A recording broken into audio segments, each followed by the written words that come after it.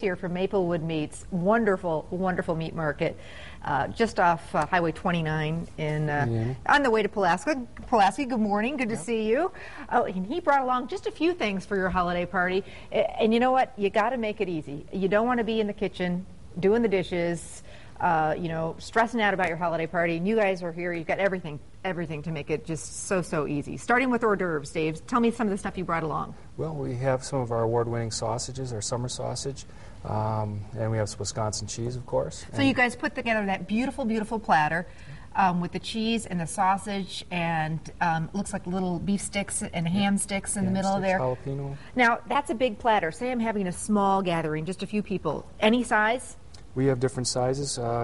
Just tell us how many people are going to be at your party, and we'll get a tray ready for you. And the other nice thing is say you don't know people are stopping over. My husband does this every once in a while and calls me like 20 minutes before. Hey, we're going to have a few people over from work. Is that okay? No problem, honey. You actually have, you can just buy the beef sticks, slice them up yourself, and make a cheese and sausage tray. Yes, you can. And it's some of the best, award-winning. I know you guys don't like to brag, but award-winning sausages out there. Yeah, our employees do a real nice job. We've won national, international, and state awards with it, so they do a nice job. Different flavors, too, of your beef sausages.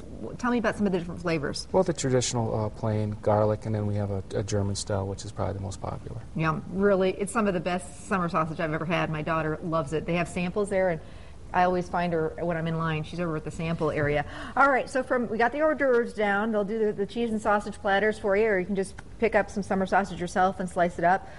My easiest thing, if I've got to entertain, especially if I'm doing a brunch, or maybe you know, you've made a big fancy dinner Christmas Eve, so Christmas Day dinner, you want it to be really easy. Ham. Yeah, you can't go wrong with ham. No, it's fully cooked, so all you have to do is warm it up and put up one of your glazes that your family likes, and you're all set to go. And then you guys have the whole hams, the half hams. You'll even slice it for people? Yeah, we'll slice it for you. We have, like I said, we have our bone-in also, so whatever people like, that's what we'll do. And it's some of the best ham. It's so good and lean, and as you said, it's not water-packed at all. No, we're the old-fashioned meat market.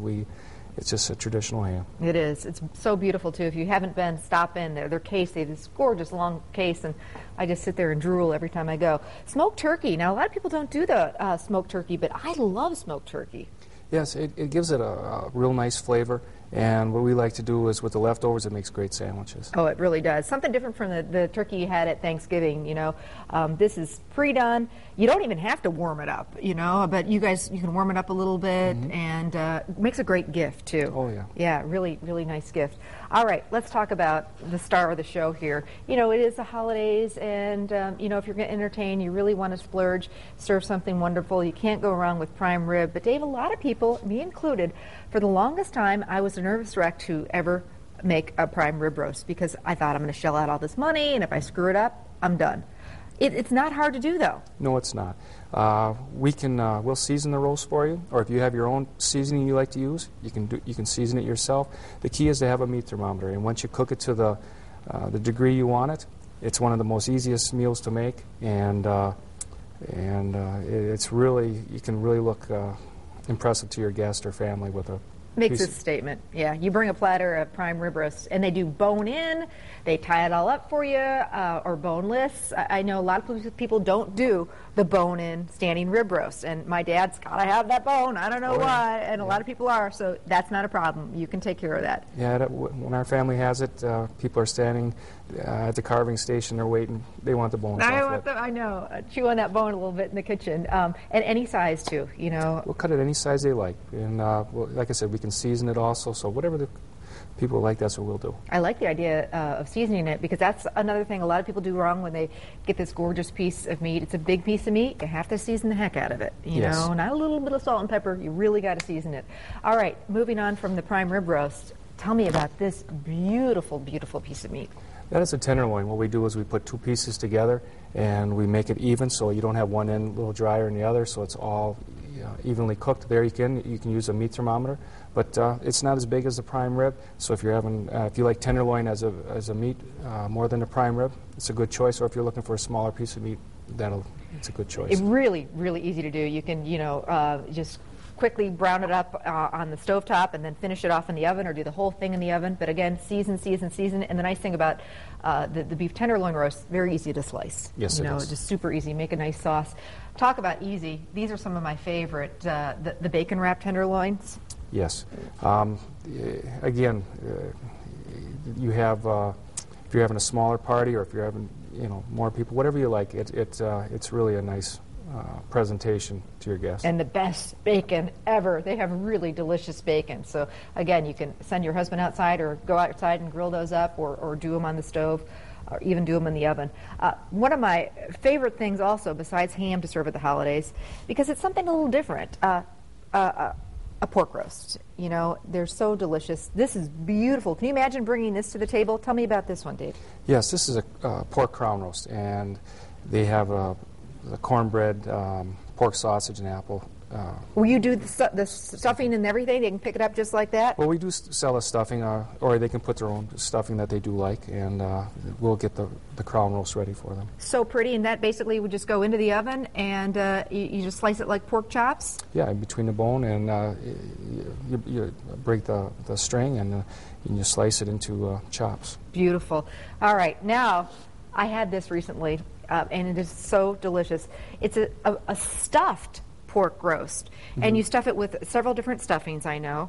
Yeah, we use cornbread, pork sausage, and cranberry stuffing for this. And I know you do one that has apples and raisins, a few different stuffings. I know one even wild rice and mushrooms. So they'll stuff it for you, and then it cooks really easily in the oven. You want to show everybody how you tie it up? So basically it's a nice flat piece of, we pound that thin, that pork roast? Pound it thin. What we do is we take a boneless pork loin roast, and then we run it through a tenderizer, and we lay it flat, and then we'll lay the dressing like the ladies did, and we'll just roll this up. You can't go wrong with this, let me tell you. They tie it all up for you. And then you can do I've done these a couple of ways. You can either crank the oven up to like 425, put this on, in a baking pan, and it'll brown right up, and then I turn it down a little bit and finish it cooking it. And then I make a delicious sauce. When it comes to a pork roast, or especially for the holidays, even a beef roast, I love to have a little sauce to go on the side.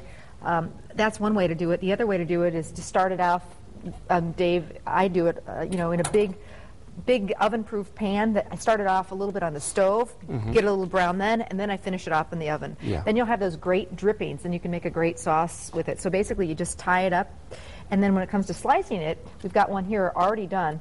Just came out of the oven. You can see that stuffing there, and it's just so easy to slice, and it's going to look beautiful. We'll slice it up for you in a minute, but you'll see the stuffing and the cranberries as kind of a swirl pattern in that. And about how much notice do you need to for people to come out and order one of these? Well, a day would be nice, but we'll do whatever we have to.